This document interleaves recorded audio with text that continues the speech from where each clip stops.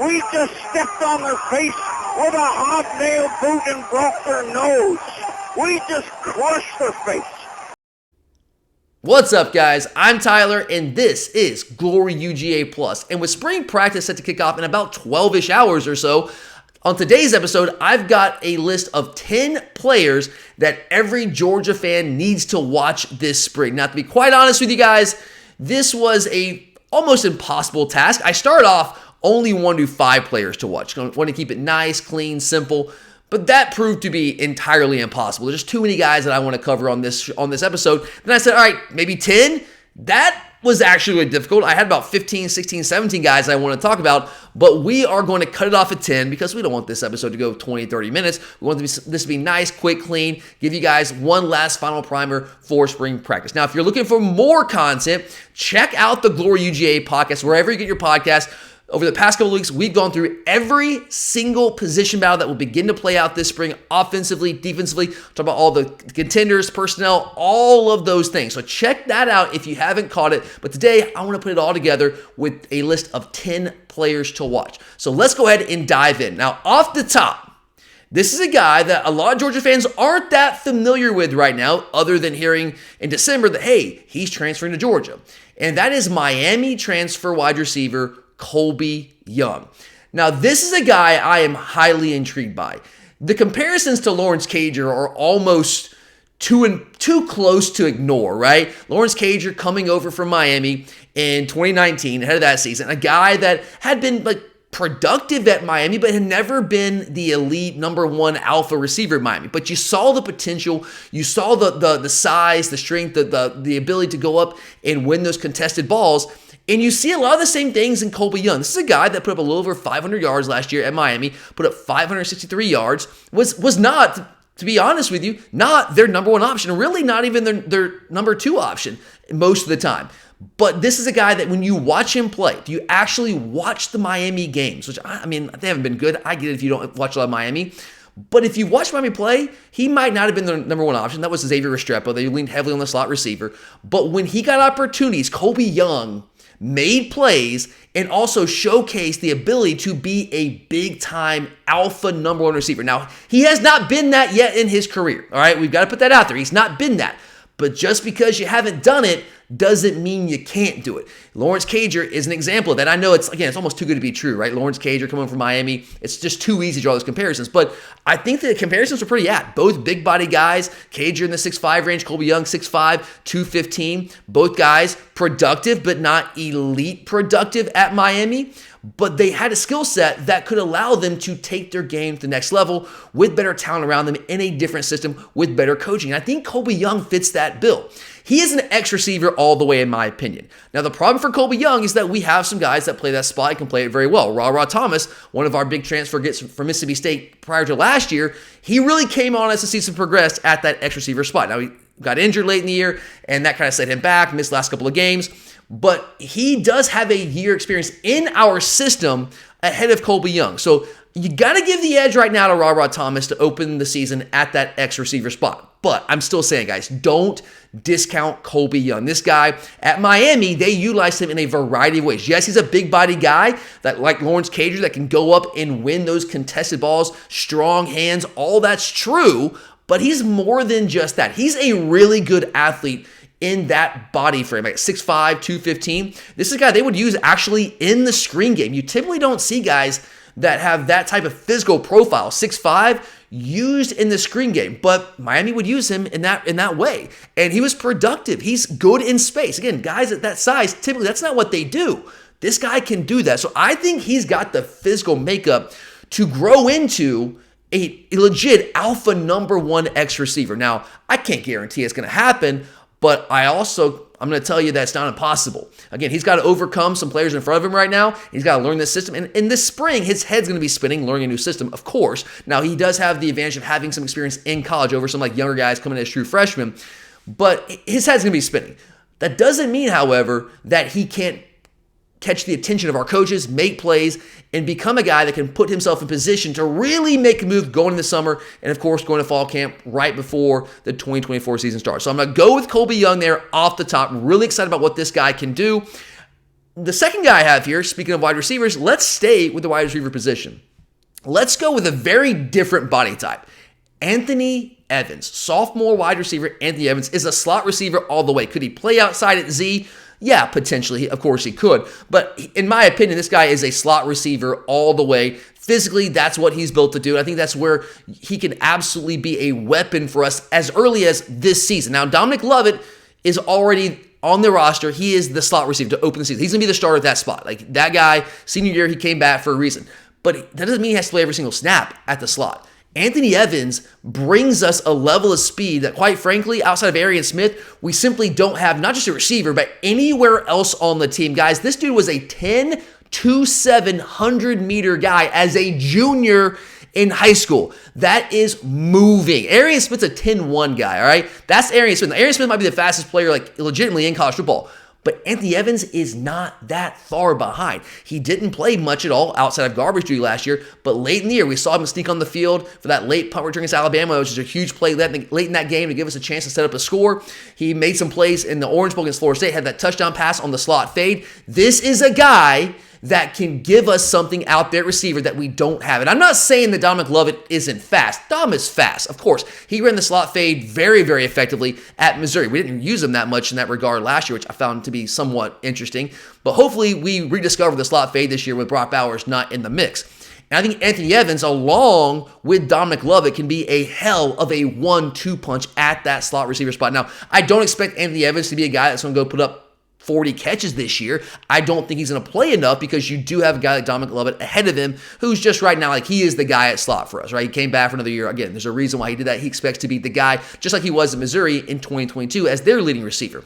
But Anthony Evans is going to play. He's too talented, too gifted, too fast to keep off the field. This guy is a big play waiting to happen, and I'm telling you right now, he's going to start to make a move this spring that's going to carry over into fall camp, and we are going to win games because of this guy. I'm telling you right now, this guy is going to make plays this year that are going to help this team win big-time football games. Doesn't mean he's going to catch 5-6 passes a game, but this is a guy that can easily show up for, in any given game, catch 1-2 big balls that for scores, that set up scores, that change the game. That kind of speed is game-changing speed. So I am very excited to see what Anthony Evans is going to bring to the table this year as a sophomore. Now he's got a full year in the system under his belt. All right, number 3. Let's go to the defensive side of the ball here. I'm going to go with Jack linebacker Damon Wilson Jr. Now, this is an interesting situation he's in. He's almost certainly not going to be the starter at Jack. Michael Williams is making the move over from the 5-tech to the Jack linebacker position this year. And he is likely going to be the guy on the majority of the standard down situation. Now, Chaz Chambliss probably fill in there on standard downs as well when you've got to play more against the run. Michael at 265 is just more physically equipped to play the run than a guy like Damon Wilson at about 235, 245 pounds, somewhere in that range, depending on where he is right now. But Damon Wilson has a skill that's going to allow him to get on the field just like it did last year. And that skill, of course, is his pass rushing ability. He has elite first step quickness. His ability to bend around the edge, his ankle flexibility is off the charts. And now this guy knows the system, right? He started playing more last year. He's got a full year in the system. He's got that under his belt. Now, instead of like thinking out there, this guy can just cut loose and play. He is going to be a fixture on third downs for us, just like he was late last year. We're going to get this guy on the field because, again, as a pass rusher, he's too good of an athlete and too skilled of a pass rusher to keep off the field when we bring in our dime package and want to get after the quarterback. He's one of those guys that's going to be a major part of that package. Now, the question for Damon Wilson is, can you find a role on this team outside of just being a pass rushing specialist? That still remains to be seen. The size, I don't want to say he's not small, but he's also not 265 like Michael Williams is. So is he going to be able to find a way to earn some playing time on standard downs when you're playing the run more so than you are rushing the passer in our defense? That's a question that remains to be seen. But this guy, I truly believe is going to be a guy that we're going to hear a lot about early and often this spring as a guy that's taking a big step in his sophomore season. All right, number 4, let's give some love to the big uglies. Nobody wants to give love to our offensive linemen, but I am going to do that. All right, the offensive linemen, guys, are guys that don't get the publicity, unless you're like, Amarius Mims, going to be a first-round draft pick. Obviously, Cedric Van Pran got a lot of love last year, but the rank-and-file offensive linemen, they're not the sexy guys that you talk about, right? That's not the sexy position that's going out there making plays and wowing coaches and showing up at G-Day and just making big play after big play and being the talk of the town. But these guys are as valuable as anyone on our team. And we have a big hole to fill in replacing Amarius Mims at right tackle. And I know Amarius missed a lot of time last year, and we filled in very well for him. Primarily Xavier Truss at right tackle, and who is still in the mix, by the way. He's still going to be around. He's going to be in contention for that right tackle job. But Monroe Fleming, in his sophomore year, is a name to know. This guy's a former 5-star prospect, needed to put some weight on, needed to get his body right when he got to campus. Now, he's 6'7", but it was about 275, 280 when he got to campus. All right. Now, in high school, you can still dominate people that you're playing at the high school level because they just can't match up with you physically. In the SEC, you gotta get a little bigger than that. And to his credit, he attacked that. He gained weight, he got stronger, and I've heard really good reviews coming out of the winter workouts. So going to spring practice, I can't guarantee Monroe Fleming is going to start G-Day as the starter at right tackle, but he is a guy that I have a very strong feeling that we're going to hear some really positive reviews about all throughout spring as a guy that's working himself not just in the 2 deep, but potentially into a starting role at right tackle. And with that potential, 6'7", about 310, 315, with his athleticism, he gives us what we need at right tackle. Now, Xavier Truss is a good player for us, guys. He's done some good things. Does he have some physical limitations? Of course, absolutely. Ideally, you want Truss to be in a rotation, play a little guard, play a little tackle for us, and be that ultimate sixth man, that utility man on the offensive line. Ideally, what's best for Georgia, in my opinion, this season is for Monroe Fleming to be ready to take that job at right tackle. Because physically speaking, from a ceiling standpoint, he just has a higher ceiling. He's a better athlete and has the potential to be a better player than Xavier Truss. No offense to Xavier Truss, but Monroe Fleming's athleticism, his potential is on a different level. So if he's ready to be that guy this year, that is very good for Georgia. And I think you're going to start to see signs of that. And here's some conversation about that all throughout the spring. All right, coming in number 5 is a guy that I absolutely love. I don't think that he got near enough recognition last year. Now, granted, he was a young guy. He was a redshirt freshman, didn't play as much as our starters, obviously. He wasn't a starter. But it's Christian Miller, defensive lineman Christian Miller. Now, those of you who listen to our podcast on a regular basis, you've heard me say this many a time, but for some of our newer listeners out there on YouTube, I often compare Christian Miller to Tyler Clark. Remember Tyler Clark from early in Kirby's tenure, who was a defensive lineman for us that was always really, really good. He was solid early in his career, and by the time he left, was a really, really good defensive lineman for us. Now, not elite on the level of a Jalen Carter type guy. He was never that caliber, but still a highly productive player for us. And when I see Christian Miller out in the field, I see Tyler Clark. I'm talking about, I know that we're the same number, 52, but it's beyond just that. Just their physical makeup, their size, and beyond that, the way they move, even the way they walk, the way they play with proper leverage. I see Christian Miller very much as like a spitting image of Tyler Clark. And I remember Tyler Clark very fondly. I don't know about you guys, but by the time he left Georgia, I thought he was a big-time player for us. And I think Christian Miller has that potential. In fact, at times last year, if you go back and watch the tape, which I've already started doing, I'm in my offseason film study, going through every single game with a fine-tooth comb, he caught my eye during the season, actually in the moment. But now even more so as I'm going back through this film study, the early stages of this film study, at times last year, especially as the season wore on, I don't know if he was our best interior lineman. I think you can make that argument, but at the very least, he was our most consistently disrupted interior defensive lineman when given opportunities to get on the field. This guy has elite first step quickness. Now, he's not Jalen Carter. I feel like I have to say that's kind of the obligatory. He's not Jalen Carter. He's not, okay? But that doesn't mean he's not a big-time player. Newsflash, there aren't many Jalen Carters out there. I believe that Christian Miller has the ability to give us that disruptive force on the interior of our defensive line. I think that we sorely lacked last year. Now, Warren Brinson has the ability to be a disruptive player in his own right. And I think there's a lot of similarities between Warren Brinson and Christian Miller in that their greatest ability is their elite first step quickness and their ability to penetrate in the backfield. Now, we talk about this on the podcast. I won't go too far into the weeds here. There's always that tension between, two gap versus one gap. Traditionally, under Kirby Smart, we did a lot of two gapping, right? Bigger, stronger defensive linemen. They're going to hold up the offensive lineman. They're going to two gap. They're going to read. They're going to play two gaps, right? Well, sometimes we have some guys in there right now when you don't have a Jalen Carter, especially we don't have a a Jordan Davis, that kind of guy.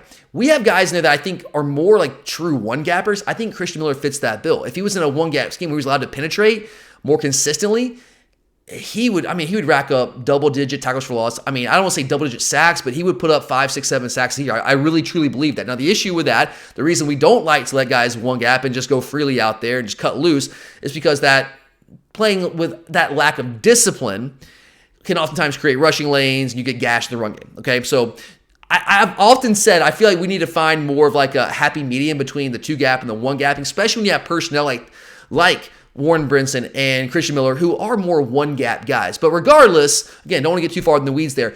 I'm really high on Christian Miller. I think he has disruptive ability. I think he plays with extraordinarily good leverage, great pad level. I think he's our best interior pass rusher on the interior defensive line. I think this year he's going to play a much bigger role for us. Now, he started to play more as the season went on. Now, last year, the issue for him was he was playing out of position. He was backing up Nazir Stackhouse at the zero tech nose tackle spot, which for those of you who don't remember, that's where Jordan Davis played. That's where Nas Stackhouse plays. We're talking about guys that are 325 to 350. Well, Christian Miller is about 305, 310 maybe on a good day after he just ate a couple burgers from McDonald's, maybe 310. He's not a zero tech. Like, that is a space-eating two-gap position in our defense. Like, that's a legit two-gapping spot. But the problem was we didn't have anybody behind Nas. So, like, Christian was thrust into that role by necessity, but he was playing out of position. This year, with potentially Jamal Jarrett being ready to play more of a role, and he is a true zero-tech nose guard body, that might free up Christian Miller to play more of what I believe is his natural three-tech position and form like a 1-2 punch there with Warren Brinson. And who knows, maybe even Jordan Hall takes a step. He might be another name to watch in his sophomore year. Highly, highly gifted, talented. I didn't see enough from him last year to say he's the name to watch, but it could be Jordan Hall as a guy that we need to watch. But right now, I saw enough from Christian Miller with his disruptive ability and his strong technical play to think he is in line to make a big jump now in his redshirt sophomore year. So make sure you're watching for Christian Miller this spring. Let's stay on the defense side of the ball. Let's go with an inside linebacker that I am sky high on. Now, in the interest of full disclosure, guys, I think our inside linebacker room is the most talented position group, not just on our team. I think maybe in the SEC, maybe even in college football, like, at least in terms of linebackers. Like, is there a more talented inside linebacker group in the country? I don't think there is. If there is, guys, like, maybe I'm missing somebody. Let me know. Let me know in the comments if I'm missing somebody. But you tell me who's more talented than Smile Munden, Jaylen Walker, CJ Allen. Now you got Justin Williams, number 1 linebacker in the country. Raylan Wilson, number 3 linebacker in the country when he came out in the 2023 class. We are freaking loaded at that position.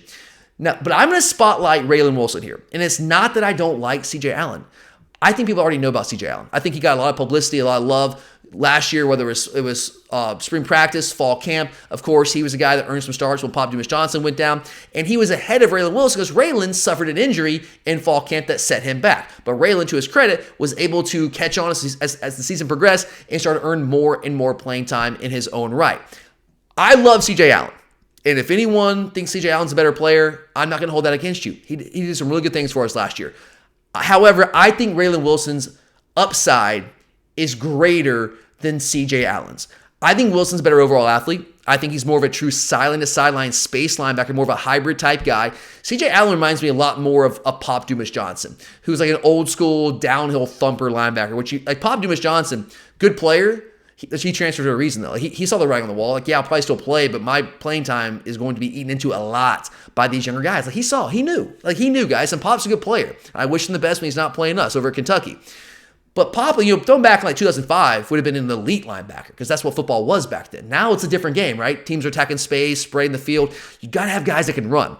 And CJ Allen can run better than Pop, but Raylan is a different kind of athlete. He's just a better athlete, guys. And that's why I think his ceiling long-term is higher than that of CJ Allen's. So given that CJ Allen was a guy that got all the love last year, people already know who he is. I'm not saying people don't know the name Raylan Wilson, but I don't think he's thought of as highly entering the spring as CJ Allen is among the rank and file Georgia fans. So I think Raylan Wilson is the guy to watch. Now, here's another aspect of this. Smile Munden still nursing that foot injury that he was dealing with late last year that kept him out of the Orange Bowl. And the guy was playing on like 1 foot last year. Like, give the guy, late in the season especially, give the guy a lot of credit for just being a tough SOB out there and just working through that, man. Like, tip of the cap, Smile, big time.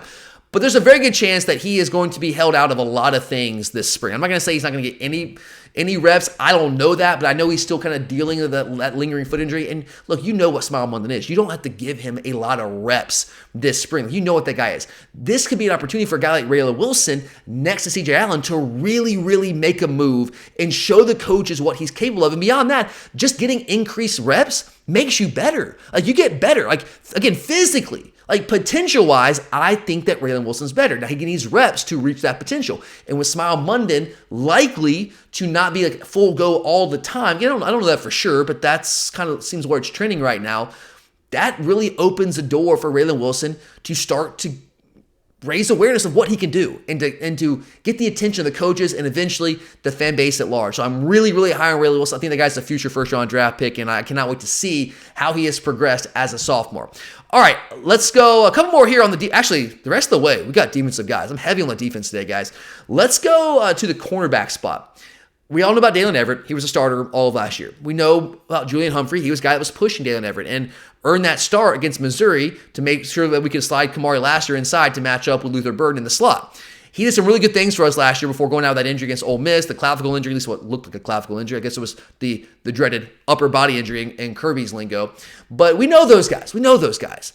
One guy that we don't know as well is Daniel Harris. In fact, if you know Daniel Harris's name, it's from one of two things. Either what he did, how he played in the Orange Bowl, or leading up to the Orange Bowl when his name was reported to enter the transfer portal, but then he backed out and decided to stay in Athens for another year to battle for that cornerback job. So if you know who Daniel Harris is, that's probably where you know him from. But if you watch him closely in the Orange Bowl, which I'm sure a lot of you did, if you watch this, I know you're a diehard Georgia fan, you know what's up.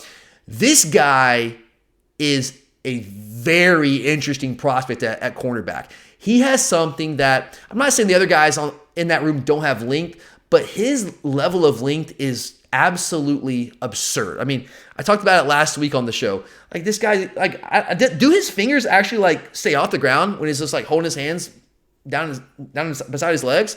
I mean, this guy's length is crazy. 6'2". Now he's slight of frame. He's a slight guy, about 180 pounds. But the length at that position is invaluable. You simply cannot coach it. And I've said it before on the podcast. I'll say it again right now. There is a reason our coaching staff fought so hard to keep Daniel Harris on this roster and didn't just say, all right, cool, whatever, see you later. They know what this guy can do, and they want to see how he matches up in this position battle, which is wide open, guys. I think, honestly, both spots are open. I know Dalen Everett's a returning starter, but I feel like that's a very tenuous hold at that spot. You've got guys like Ellis Robinson, we're talking about in a minute. You've got a guy like Daniel Harris and a number of other guys that are going to fight tooth and nail for those jobs. I think Daniel Harris has a legitimate opportunity to lay claim to one of those positions, and I think he's going to take a big step forward in his sophomore year. So definitely watch out for Daniel Harris this spring. Let's go with our very first freshman on the list, true freshman, early enrollee. You guys know I often say I hesitate to have any sort of expectations for true freshmen. Anything you get from a true freshman, it's gravy, baby. It's a luxury. But there are some true freshmen that you can't help but be tempted to say, man, they have a legitimate shot to really help us out this year and begin to make some waves during spring practice, their very first practices on campus. And I think KJ Bolden is one of those guys. I talked about him last week. If you missed that episode, you can go back and check that out. I've seen this guy play live in person multiple times, watched a lot of tape, seen him on TV. I know what this guy is capable of. I watched him going back like his sophomore year. All right, I was blown away by the guy when he was a sophomore here at Clark Central playing the Gladiators over here, right? This guy is an elite athlete. He's just an absurdly fluid athlete. And at his size, not the biggest guy, 6 foot, about 190, 195, he will hit you. He does not shy away from contact. And he's also just one of those guys, he's just a football player, man. He's got those instincts. He's a tough dude, can play offense, can play defense. When we have a vacancy at safety with Javon Bullard leaving, going to the NFL, and that position being as wide open as it is, like there's truly like no one that has a claim on that spot. Like Dan Jackson's been around for a while, starts in games, sure. You can say the same thing about David Daniel Sisavon. Those guys have been around, they know the system, but like, there's a reason they have never been able to like really grasp a full-time starting job because their ceiling isn't quite that, right? Like they don't have that level of a ceiling. They're good players, valuable players on our team, but a guy like KJ Bolden, a lot like Malachi Starks, it's just a different level athlete. Now he's got to learn the system.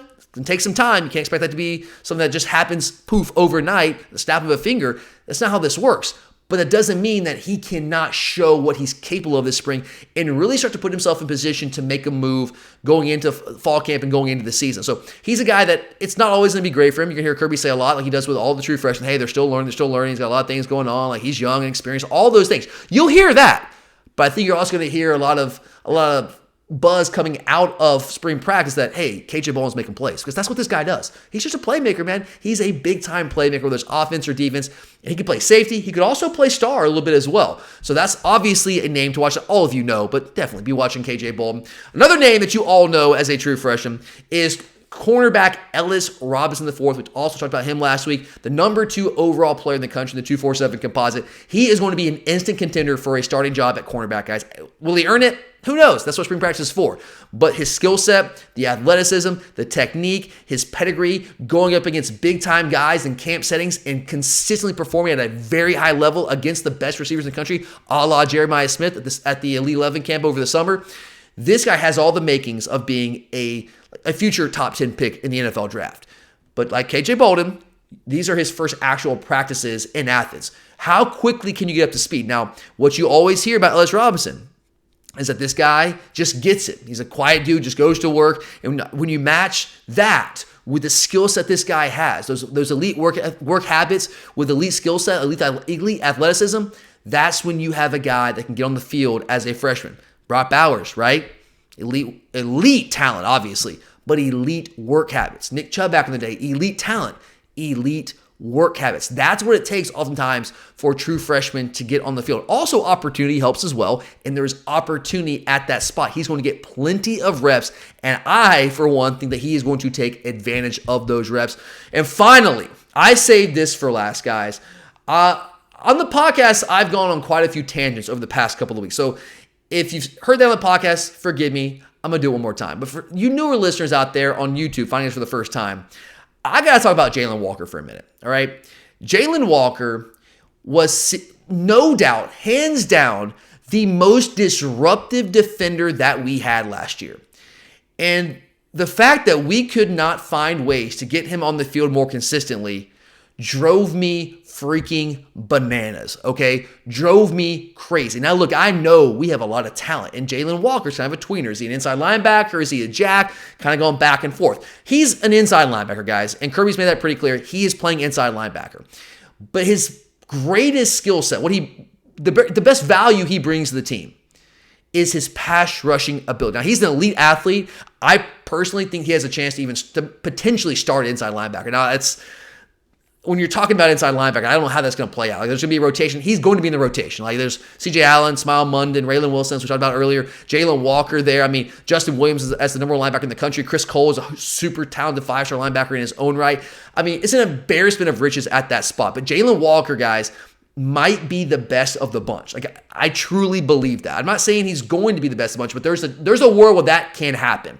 And regardless, his pass rushing ability is just something that we have to have on the field. And it's got to be on the field more consistently. In the SEC championship game, the biggest game of the year at that point, this man played 12 snaps.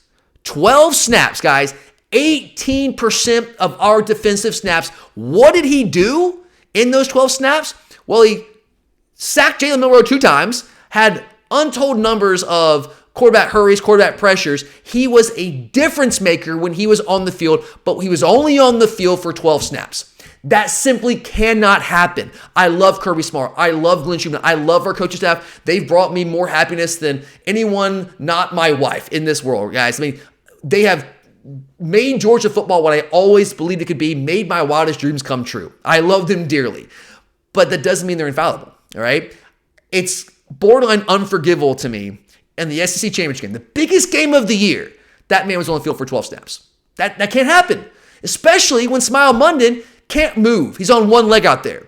And you got 2 true freshmen you're playing a lot. And Xavier Sori, who was MIA for at least half the year, we're going to throw him out there and start against Alabama? What about Jaylen Walker? What about Jaylen Walker? You've got to find ways to get this guy on the field. And I think this is the year that Jaylen Walker is going to make it impossible for the coaches to keep him off the field. Now, bouncing back and forth between Jack and inside linebacker, stunted his growth as an inside linebacker some. But now he's allegedly playing inside linebacker full time. And if that's the case, this dude's got to be on the field. I think he is a name that you're going to hear a lot about all spring long as a guy that's making a move, not just as a pass rusher. We know what he can do in that regard, but making a move to inside linebacker and finding a role for himself where he's going to play far more consistently than he did last year. Because again, bottom line, he's got to be on the field. He's far too talented, far too disruptive, far too valuable to our defense. He's the kind of guy that offensive coordinators actually have to actively game plan around.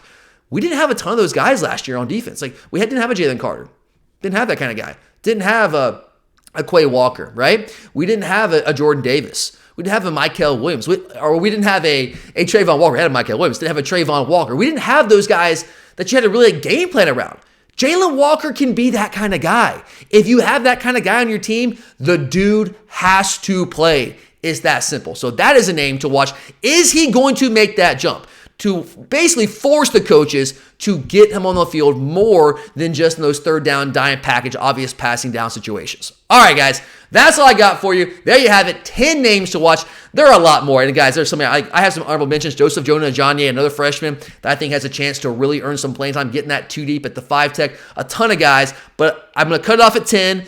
If you want to hear more about players I didn't mention, like Joseph Jonah-Ajonye, check out the Glory UGA podcast wherever you get your podcasts. Again, I went through every single position battle on this team, all the contenders, all the players, broke them down for you guys. So check that stuff out and keep coming back here all throughout spring practice. We're going to have a ton of coverage for you guys, breaking things down, doing a weekly recap, and we'll definitely have a lot more coverage all throughout the rest of the offseason, into fall camp, into the 2024 season. So thanks for being here, guys. Always appreciate you. And as always, go Dogs! Man, is there going to be some property destroyed tonight. 26-21.